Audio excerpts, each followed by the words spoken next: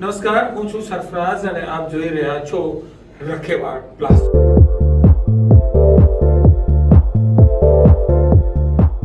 दरिया हो या पहाड़ टकराना जरूरी है.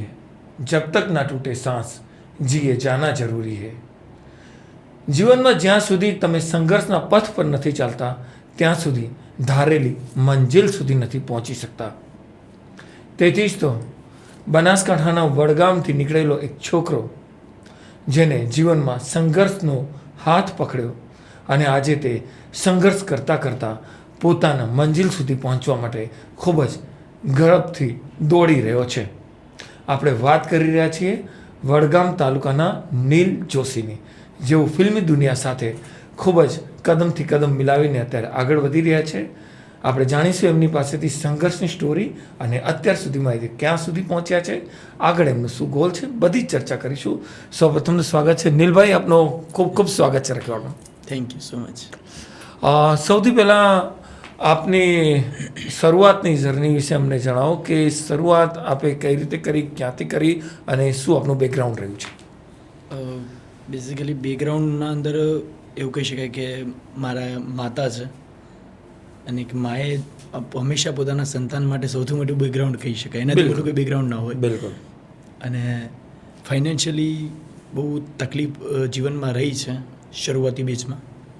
અને શરૂઆત તો એક ચાઇલ્ડ આર્ટિસ્ટ તરીકે સ્કૂલના કહેવાય ને કે સ્કૂલના પ્લેટફોર્મ પર ઊભા રહી અને નાટકોની શરૂઆત કરી હતી. અને એમાં ઘડાતા કલાની દુનિયાનો ક શીખી ગયો અને દુનિયામાં પ્રવેશ કરી લીધો મેં અને કલાકાર બની ગયો. આજે સરસ મજાનું ઘણી બધી ફિલ્મો કરી છે મેં, 5 જેવી ફિલ્મો કરી છે, 60-70 જેવા સોંગ છે, મારા આલ્બમ સોંગ છે, 5 એક શોર્ટ ફિલ્મો બી કરી છે, 5-6, એમાં 2 હિન્દી શોર્ટ ફિલ્મો છે. ઘણા બધા લોકોનો સફરમાં સાથ મળતો ગયો અને હું સફળતા તરફ આગળ વધતો ગયો. કંઈક એવું મારા જીવનમાં બની ગયું છે. તો આજે બેઝિકલી આ ક્ષેત્રમાં શું શું કરી રહ્યા છો અને અત્યાર સુધી શું કોઈ ફિલ્મ કરી છે કે શોર્ટ ફિલ્મ કરી છે, એના વિશેની થોડી વાત કરો.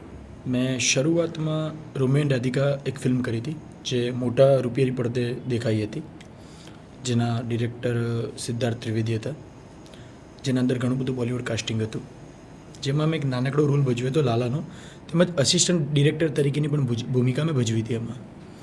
ત્યારબાદ મેં ફિલ્મ કરી દીવા સ્વપ્ન, જેના અંદર એડવોકેટનો એક નાનકડો રોલ મેં ભજવ્યો હતો, જેમાં 4 દિવસનું મારું શૂટ હતું અને સરસ મજાનું કેરેક્ટર હતું.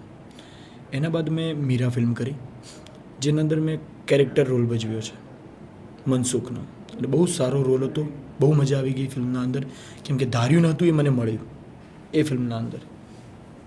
ત્યારબાદ મેં પ્રતિકાર ફિલ્મ કરી. પ્રતિકાર ફિલ્મના અંદર મેં મુખ્ય નેગેટિવ રોલ કર્યો છે. બોલિવૂડના દિગ્ગજ અભિનેતા આદિ ઈરાની, મમતા સોની, એના સિવાય ઘણા બધા દિગ્ગજ અભિનેતાઓ હતા અને એ લોકો સાથે મેં કામ કર્યું છે, જેના ડિરેક્ટર ધાર્મિન પટેલ અને વિપુલ જાંબુજા પ્રોડક્શન હાઉસમાં બનેલી ફિલ્મ છે. ત્યારબાદ પ્રતિકાર 2 કરી, એ પણ હવે રિલીઝ થવાની છે ટૂંક સમયમાં, એમાં પણ હું લીડ કરી રહ્યો છું. અને આ બંને ફિલ્મોએ મને ઘણું બધું આપ્યું છે, નામ, પૈસા અને ખાસ કરીને એક સારી એવી ફેમ મળી છે. અને સોશિયલ મીડિયાનો ક્રેઝ છે હાલમાં. સોશિયલ મીડિયા એ સ્તંભ થઈ ગયો છે આપણા, ચોથો સ્તંભ કહી શકાય છે સોશિયલ મીડિયા. અને જેના અંદર 1,08,000 જેટલા ફોલોઅર્સ છે મારા. 1,08,000 જેટલા ફોલોઅર્સ, સમથિંગ હાલ 9,000 થઈ ગયા છે મેં હમણાં જોયું. ઓકે. અને ઘણા બધા લોકોનો પ્રેમ મળી રહ્યો છે. પહેલાં કોમેડી કન્ટેન્ટ બનાવતો હતો, પણ મને લાગ્યું કે મારો અવાજ મારી તાકાત છે, તો મેં કન્ટેન્ટ ચેન્જ કર્યો. અને હાલમાં લોકોના સાથે કંઈક ખોટું થાય છે તો હું એ ક્લિપ અને મારો વોઇસ એ આપું છું, ને મારા બધા વિડીયો બહુ જ વાયરલ થાય છે, 200-500 કે મિલિયન્સમાં જાય છે. બેઝિકલી આપ જ્યારે શરૂઆત કરી ત્યારે ખૂબ જ સંઘર્ષનો સમય હતો, પણ બાળપણથી જ એક ચાઇલ્ડ આર્ટિસ્ટ તરીકે આપ પરફોર્મ કરતા હતા જ્યાં પણ તમને મોકો મળે ત્યાં. તો શું આના માટે આગળ જતાં તમે કોઈ પ્રોફેશનલ ટ્રેનિંગ લીધી છે કે પછી એમને જ શીખતા ગયા? કઈ રીતે આ જર્ની આગળ વધી? ના, મને શોખ પહેલાંથી હતું, આવડત હતી, પણ કોઈ પણ આવડતને જ્યારે મજબૂત બનાવીએ ને તો એના અંદરની ખામીઓને નીકાળવી પડે. અને નીકાળવા માટે મેં ડ્રામા કોલેજના અંદર એડમિશન લીધું હતું, M A Parikh fine arts and arts college Palanpur, GD Modi ground, જેના અંદર મેં એડમિશન લીધું હતું. અને એમાં મેં ડ્રામાની મારી એક નાનકડી 3 વર્ષની જર્ની હતી, જેમાં હું ડ્રામા વિભાગમાં સરસ મજાનું બહુ બધું શીખ્યો છું. મને કોલેજે ઘણું બધું આપ્યું છે અને મારા અંદર જે નાની મોટી ખામીઓ હતી એ દૂર થઈ અને એક ખરેખર સારો કલાકાર ઉભરી અને બહાર આવે એમ હું એ કોલેજમાંથી બહાર આવ્યો છું. આપણે શરૂઆતમાં કીધું કે શરૂઆતમાં આર્થિક સ્થિતિ સારી નહોતી, આજે માલિક નદીયાથી વેલ સેટલ્ડ છો. તો જ્યારે ફાઇન આર્ટ્સમાં તમારે એડમિશન લેવું હશે તો સ્વાભાવિક છે એની ફીસ પણ સારી એવી હશે. તો શું એ દરમિયાન કોઈ આર્થિક મુશ્કેલી આવી? એ ચેલેન્જીસમાં કોઈએ સપોર્ટ કર્યો, સહકાર આપ્યો? શું રહ્યું હતું કહાની? શરૂઆતમાં જ્યારે હું કોલેજના બહાર મોટું બેનર મારેલું હતું કે ફિલ્મ અને સિરિયલમાં તક મેળવવા માગતા હોય તો ડ્રામા કોલેજમાં એડમિશન જરૂરથી લો, એવું કંઈક બોર્ડ હતું, મને એક્ઝેક્ટ યાદ નથી, પણ આ ટાઈપનું હતું. તો હું વાંચી રહ્યો હતો ત્યારે એક સર મળ્યા જેમનું નામ હતું ગજેન્દ્રભાઈ બારોટ. આજે પણ જીડી મોદી કોલેજમાં કાર્યરત છે પાલનપુરમાં, પાલનપુરના છે. એવું મને મળે કે એમને કહ્યું કે ઇન્ટરેસ્ટ છે. મેં કીધું હા. તો કે ફોર્મ ભરવું છે? કીધું હા. ફોર્મ ભરવા ગયા. ફોર્મના 50 રૂપિયા હતા. એ દિવસ મને જીવનભર યાદ રહેશે. મેં પાકીટ ખોલ્યું, એક જ 50ની નોટ હતી. એમની નજર પડી, એમની પાકીટ બંધ કરીને મૂકી દે. એમને એક ખિસ્સામાંથી કાઢીને 50 રૂપિયા ફોર્મના ભર્યા અને કોલેજની સફર. મતલબ કે ફોર્મ ભરવાના પણ એ વખતે પૈસા નહોતા? 100% નહોતા. ઓકે. ત્યારબાદ ગુરુ, આપણા હાલના એમએલએ સાહેબ છે, એમના ફાધર ગુરુને ગજેન્દ્રભાઈ વાત કરી. બનાસકાંઠામાં નાટ્ય ક્ષેત્રે, ફિલ્મી ક્ષેત્રે કોઈને આગળ લાવવામાં સાચા અર્થમાં કોઈ ગુરુ હોય તો એ ગુરુ છે. અને ગુરુએ મને પૂછ્યું, મને કે શું છે? મેં કીધું સર મારે ડ્રામા કરવું છે. મને કે ફીની ચિંતા છોડ, ચાલુ રાખ. એમને શરૂઆતી ફી મારી ભરી. ત્યારબાદ તો હું નાની મોટી જોબ કરતો અને એમાંથી ભરાતો, અથવા મારા નાના નાનીનો સપોર્ટ હતો મને, જેમને માતા પિતા તરીકેની ભૂમિકા ભજવી છે જીવનમાં. હાલમાં હયાત નથી દુનિયામાં, પણ એક સમય હતો કે જેમની ભૂમિકા ભજવી હતી. અને કદાચ હું પહેલા વર્ષની કોલેજમાં હતો ને મારા નાના ઓફ થઈ ગયા હતા. સમય થોડો મારા માટે હંમેશા વિપરીત રહ્યો છે મારી સફળતાથી, પણ મેં સંઘર્ષ કર્યો છે જીવનમાં. સફળતા એને જ મળે છે જે સંઘર્ષના પથ પર ચાલતો રહે છે. અમને એ જણાવો કે આટલી જે ફિલ્મો કરી છે વગેરે, એમાં કોઈ એવું ખાસ મોમેન્ટ, કોઈ એવું પારિતોષિક કે કોઈ એવી ઘટના કે જે હંમેશા માટે આપણા માટે યાદગાર હોય? તો ઘણું બધું છે આમ તો જોવા જઈએ તો, પણ મારા માટે મુખ્ય ઘટના એવી છે કે જ્યારે આ ફિલ્મ હું કરી રહ્યો હતો, પહેલાં એક રોમિયો એન્ડ રાધિકામાં, કે એમાં ઘણા બધા બોલિવૂડના કલાકાર હતા અને એમાં એક જેમ મેં વાત કરી અદીરાની જોડે કામ, એ રીતના એમાં એક બીજું કેરેક્ટર હતું વેલકમ ફિલ્મના અંદર. તમને આઈડિયા હશે કે મેરી એક ટાંગ નકલી મેં હોકી કા બહુ બડા ખિલાડી था. જી. એ પાત્ર રોમિયો એન્ડ રાધિકામાં હતું, બહુ સરસ મજાનું. ને એમને હું મળે ને તો એક બી મારું જર્ની બહુ ખતરનાક હતી, પણ કહેવાય ને કે એમનું માપનું કામ હતું, પણ એમને મળ્યો. પણ એકથી મારા અંદર કદાચ સમજ ઓછી હતી, મેચ્યોરિટી ઓછી હતી અને ફોન હતો નહીં. તો એ ફોટોગ્રાફ્સ કદાચ મારી પાસે નથી. આ ફિલ્મના અંદર છે અને એ ફોટોગ્રાફ્સમાં હું બહુ દેખાઈ રહ્યો છું કે મારે દાઢી મૂછ નથી, એક નાના બાળક જેવો દેખાઈ રહ્યો છું. અને એ બધી યાદો મજબૂત હતી. પણ એના પછીનો સફર કહું ને, ખરેખર કોઈ એમ કે શોકિંગ મોમેન્ટ હોય ને મારા પાસે, તો પ્રતિકાર ફિલ્મના અંદર મારા 4 દિવસનું શૂટ પતી ગયું હતું. 5મા દિવસે એક કેરેક્ટર આવવાનું હતું.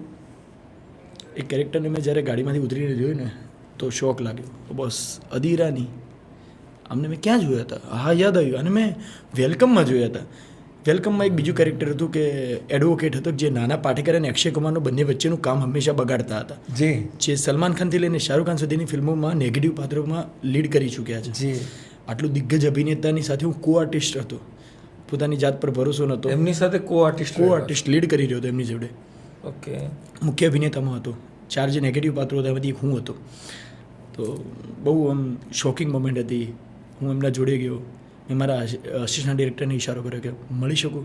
મને કે શ્યોર, મારા કો આર્ટિસ્ટ છે. પણ સરી વાઇબ્રેન્ટ થાય. એમના જોડે ગયો. મેં કીધું હેલો સર. મને કે નીલ ને કીધું ઓકે બેટા, તારી સાથે આપણે કો આર્ટિસ્ટ છે ને મારું. કીધું ગુડ વેરી ગુડ. એમના શબ્દો છે ને એમ લાગ્યું. એ દિવસે મેં પહેલાં બી કહ્યું હમણાં કે દિવસે મને એક વસ્તુ શીખવા મળી કે સફળ થવું હોય ને તો જીવનમાં પગ છે ને જમીન ઉપર રાખો. બિલકુલ. અને એ એમના પાસેથી બધું શીખવા મળ્યું. મેં જોયું, બધું બસ આટલો મોટો સ્ટાર છે, એમની જોડે હું કામ કરી રહ્યો છું, પણ તો બી કોઈ ઘમંડ જેવું નથી. અને કદાચ એટલે જ એ સ્ટાર છે. એટલે જે સ્ટાર છે. એમની આખી ફિલ્મના અંદર મને ક્યાંય એવું દેખાયું નહીં કે એમની પોતાની સ્ટાર પોલિસી બતાવી એ લોકોને. એવું ક્યાંય દેખાયું નહીં. રાઈટ. એક નાનકડું દેખાયું હતું પણ એ જરૂરી હતું. એ કિસ્સો બન્યો હતો જી. તો જરૂરી હતું, પણ મને ત્યાં શોક લાગ્યો બસ આટલા મોટા આર્ટિસ્ટ મેં કામ બી કર્યું એમના જોડે. એ મને ઝાપટ મારી રહ્યા, કંઈ શીખવાડી રહ્યા તો બી આમ તાકી રહ્યો હતો, આમ સ્ટેબલ થઈ બસ યાર આટલો મોટો સ્ટાર મને શીખવી રહ્યો હતો. બિલકુલ. આપણે અંત તરફ જઈ રહ્યા છીએ. એક બે સવાલ છે મારા. એ જણાવો કે આપે આટલી ફિલ્મ વગેરે જે 4-5 જે ફિલ્મો વગેરે જે કરી, આપ એમાં આગળ વધવા માગો છો, તો આપે શું આમાં ખાલી એક્ટર તરીકે ભૂમિકા ભજવી છે કે ડિરેક્ટર તરીકે, સ્ક્રિપ્ટ, આપની અંદર આ ક્ષેત્રની સ્કિલ કઈ કઈ છે? હું સારો રાઇટર પણ છું. જેમ કે હું હાલમાં જેમ તમે એક ન્યૂઝમાં કામ કરી રહ્યા છો, તમે તમારું વર્ચસ્વ બનાસકાંઠા જિલ્લામાં અને ગુજરાતમાં બનાવી ચૂક્યા છો. બસ એવી રીતે મારો અવાજ મારી તાકાત છે. હું હાલમાં પાલનપુરમાં ઘણા બધા ન્યૂઝ તમે સાંભળતા હશો જે સોશિયલ મીડિયા પર બનતા હોય છે, અને એમાં એક પાછળ એક અવાજ હોય છે બેકગ્રાઉન્ડ મ્યુઝિક સાથે. એ અવાજ મારો હોય છે બધી જગ્યાએ. જે પોલીસની બધી ન્યૂઝ આવતી એમાં બી અવાજ મારો હોય છે. એક સારો સ્ક્રિપ્ટ રાઇટર છું, હું લખાણ કરું છું સારું એવું, અને ગુજરાતી આલ્બમ સોંગના અંદર હું ડિરેક્શન બી કરું છું, એઝ અ ડિરેક્ટર બી છું. ફિલ્મમાં હજી સુધી મોકો મળ્યો નથી, પણ ભવિષ્યમાં મારી ઈચ્છા જરૂર છે. પણ હાલમાં હું એક્ટર તરીકે પોતાને બહુ સારા સ્ટેજ પર જોવા માગું છું, અને હાલમાં હું એમાં જ મહેનત કરી રહ્યો છું.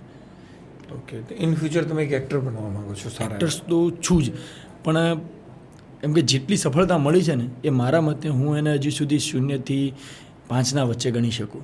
મારે હજી ઘણું બધું આગળ જવું છે. શું સપના છે આગળ જીવનના? સપના તો બહુ બધા છે. આમ તો નીલ એટલે આકાશ, અને આકાશની તો કોઈ મર્યાદા નથી નથી હોતી. પણ જીવનમાં શું તમે પોતાની જાતને જુઓ છો કે નીલ એક સમયે આ સ્ટેજે હોવું જોઈએ? મારી મમ્મી જે વસ્તુ પર હાથ મૂકે ને એની કિંમત ના જોવી પડે, પહેલું સપનું એ છે. ખૂબ સરસ. કે એનું પાછળનું સ્ટીકર ના જોવું પડે, એની પ્રાઇસ ટેગ ના જોવી પડે. ના જોવી પડે. જી.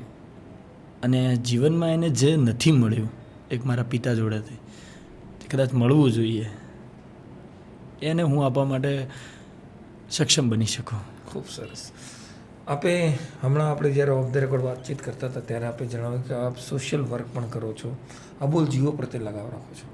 એના વિશે થોડી વાત કરો. એમાં શું કરી રહ્યા છો? મને હંમેશાથી એવું થયું છે કે મારી જિંદગી અને જે સ્ટ્રીટ ડોગ હોય છે એની સરખી છે. મતલબ ઈચ્છા થાય એટલે બોલાવો, રોટલા આપ્યો, કાળ ચડ્યો, ગુસ્સો હોય તો મારો. આ વસ્તુ મને સરખામણી મારી હંમેશાથી રહી છે. તો ઘણી જગ્યાએ નથી કહેતા કે મોંઘીદાટ ગાડીઓ લઈને લોકો રસ્તા પર ગમે તેમ કૂચડી દેતા હોય છે, પગ ભાગી જતા હોય છે. એમનું કોઈ જ નથી, એમના માટે કોઈ એમ્બ્યુલન્સ નથી આવતી, કોઈ સહારો નથી હોતો એમનો. જેમ હું બે સહારો હતો એમનો સહારો બી નથી. તો કુદરતને કંઈક રિટર્ન આપવા માગું છું, અને કુદરતને રિટર્ન કરવાની આજે મારી પ્રોસેસ છે ને એના ભાગરૂપે હું આવા અબોલ જીવોને સાચવું છું. મારાથી બનતી બધી સહાય કરું છું, એમના માટે ખાવા પીવાનું 2 ટાઈમ મારા જોડે જ રાખું છું. એવું નહીં કે રસ્તા ઉપર રજડતા કરવા, નહીં. એ જ્યાર સુધી ઠીક ના થાય કમ્પ્લીટ ત્યાર સુધી મારા જોડે રાખું છું, ભલે 1 વર્ષ લાગે 2 વર્ષ લાગે. હાલમાં એના માટે કોઈ પ્રોપર હોસ્પિટલ જેવું બનાવ્યું છે, પ્રાઇમરી હેલ્થ કેર બનાવ્યું છે? શું મારું ઘર છે. ઓકે. અને મારા ઘરમાં મારી સાથે એમને પણ જગ્યા આપી છે મેં. માની લો કે બીમાર વગેરે હોય તો એમના માટે ટ્રીટમેન્ટની નજીકમાં વડગામ છે, ત્યાં એક સરકારી હોસ્પિટલ છે ડોગની, ત્યાં મને સર્વિસ મળી રહે છે. ત્યારબાદ પાલનપુરમાં બસપોર્ટના સામે છે, ત્યાં હું ઘણીવાર લઈને આવું છું. એક નાના મોટા કોઈ ઓપરેશન જેવું હોય તો બી કરે છે, એ લોકો બી હેલ્પ કરે છે. અને ઘણીવાર મેજર લાગે છે તો હું પ્રાઇવેટમાં પણ કરાવું છું. જે ખર્ચો થાય સ્વ ખર્ચો ભોગવીને કરાવું છું. મને એમાં ખુશી મળે છે. આ ડોગ જ્યાં સુધી એકદમ હેલ્ધી ના થઈ જાય ત્યાં સુધી તમારા જોડે રાખો છો? ઘણા ડોગ તો એવા છે કે હેલ્ધી બી થઈ ગયા ને એમને 3 વાર ડિલિવરી બી થઈ ગઈ તો બી મારા જોડે જ છે હજુ સુધી. એમના બચ્ચા બી મારા જોડે છે. કેટલા ડોગ છે આવા કે જેને 22 થી વધારે હેલ્પ કરી હોય? 22 થી વધારે. 22 થી હાલ મારા જોડે એકચ્યુઅલીમાં હમણાં 3 મરી ગયા છે. એવું કહેવાય ને કે વચમાં એક વાયરસ આવ્યો તો મેં બહુ પ્રયત્ન કર્યો, અને એક ડોગને એક કહી ના શકું, નામ ના લઈ શકું, કદાચ લોકોને ઘૃણા થાય કોઈ વ્યક્તિ પ્રત્યે એટલે, પણ એક વ્યક્તિએ સૂતેલા ડોગને એના આંગણામાં પેશાબ કરવાની બાબતે માથામાં લકડીનો ઝટકો માર્યો હતો. અને ડોગ રાતે એમ કે હું તો જાળી વાખેલી રાખું છું પણ નીકળી ગયું હતું, બચ્ચું હતું નાનું, તો એના માથામાં 2 ફટકા માર્યા. મેં એને બચાવવાનો બહુ પ્રયત્ન કર્યો, મારી પાસે વિડીયો બી આજે બી છે, પણ હું બચાવવામાં કદાચ સક્ષમ ના થયો અને દુનિયામાંથી એને વિદાય લઈ લીધી. અને હું એટલું જ કહું છું, બરાબર છે, આવી ક્રૂર દુનિયામાં આવા જ્યાં માનસિકતાવાળા લોકો હોય ને એના વચ્ચેથી એની વિદાય એ બી સારી વસ્તુ છે. કદાચ આવા લોકો વચ્ચે જીવવું એના કરતું. ફરી પાછા આપની ફિલ્મી લાઈન પર આવીએ છીએ. છેલ્લો મારો સવાલ છે, આપે કહ્યું કે જે એવા સોશિયલ વિડીયો હોય છે કે જેની અંદર કંઈક મેસેજ આપવાનો હોય તો એનામાં આપ વોઇસ આપો છો, તો એ માત્ર સામાજિક જાગૃતિ પૂરતા હોય છે કે સમાજમાં વહીવટીતંત્ર કે સરકારમાં કંઈ ખામી રહી ગઈ હોય તો એને પણ ઉજાગર કરવાના પણ વિડીયો હોય છે? હું હંમેશા સમયથી, મારા નસીબથી અને કુદરતથી લડતો આવ્યો છું. અને આ લડતા હું એટલો બધો કહેવાય ને કે યોદ્ધા થઈ ગયો છું ને કે આજે હું સરકાર હોય, ચાહે વિપક્ષ હોય, ચાહે પક્ષ હોય, ચાહે સત્તાધિકારીઓ હોય, હું દરેક સામે અન્યાય સામે લડત આપું છું. મેં આજે પણ એક વિડીયો શૂટ કર્યો છે કે એક એમ્બ્યુલન્સને રોકવામાં આવી હતી, તો મેં વિડીયો શૂટ કર્યો હતો અને બહુ આકરા પ્રહાર કરી જ્યારે હું અહીંયા આવી રહ્યો હતો તમારા સ્ટુડિયોમાં, એ પહેલાં એ વિડીયો બી મારા જોડે છે. તો અન્યાય થતો હોય ને ત્યાં હું નથી જોઈ શકતો, કેમ કે મેં અન્યાયને બહુ ફેસ કર્યો છે. એટલે ખૂબ સરસ. નીલભાઈ, અમારી સાથે વાત કરવા બદલ ખૂબ ખૂબ આભાર, અને અમે આશા રાખીએ કે તમે આ જ રીતે જીવનમાં આગળ વધતા રહો, અન્યાય સામે લડતા રહો, અબોલ જીવોની સેવા કરતા રહો અને ઉત્તરોત્તર ખૂબ જ પ્રગતિ કરો એવી અમારી શુભકામના. તો આ હતા નીલ જોશી, જેઓ આકાશની જેમ કોઈ સીમા નથી હોતી તેમ પ્રગતિની પણ કોઈ સીમા રાખવા નથી માગતા, અને એક સમય એવો જોવા માગે છે જ્યારે માએ એટલે કે જનેતાએ કોઈ સ્વપ્ન જોયું હોય તે સપનું પૂરું કરવા માટે પ્રાઇસ ટેગ ના જોવી પડે તેવા એમના ઉમદા વિચારો છે. સાથે સાથે અબોલ જીવો માટે પણ તેઓ એટલા જ જીવથી કાર્ય કરે છે, અને સાથે સાથે તેઓ ન્યાયની લડત માટે ગમે એવું કોઈ અન્યાય કરતું હોય, ગમે એવો વ્યક્તિ હોય તેની સામે પણ ઝઝુમવા માટે હરહંમેશ તૈયાર રહે છે. તો આજની સ્ટોરીમાં આટલું જ. આવી જ રસપ્રદ સ્ટોરીઝ માટે અને રસપ્રદ ઇન્ટરવ્યૂઝ પોડકાસ્ટ માટે આપ જોતા રહો રખેવાળ પ્લસ. અને અંતમાં બસ એટલું જ નીલ જોશી માટે, અભી તો ઇસ બાઝ કી ઉડાન બાકી હૈ, અભી તો ઇસ બાઝ કી ઉડાન બાકી है, अभी तो इस परिंदे का असली इम्तिहान बाकी है, अभी अभी तो लांगा है मैंने समंदरों को, अभी तो सारा आसमान बाकी है. धन्यवाद.